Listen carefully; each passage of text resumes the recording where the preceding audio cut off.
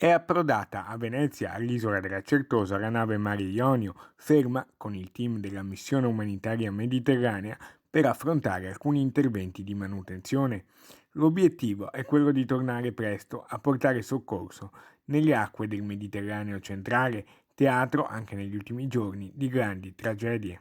Saremo alcune settimane a Venezia per questi lavori e la nostra intenzione è quella di riprendere al più presto il mare. Un mare, il Mediterraneo centrale, dove c'è in questo momento un disperato bisogno di navi da soccorso.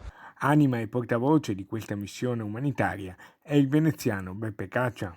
Abbiamo visto in questi giorni a Venezia e nel Veneto una grande disponibilità nei nostri confronti, una disponibilità che abbiamo cercato di ricambiare. Ad esempio, abbiamo donato oltre 400 kg di cibo.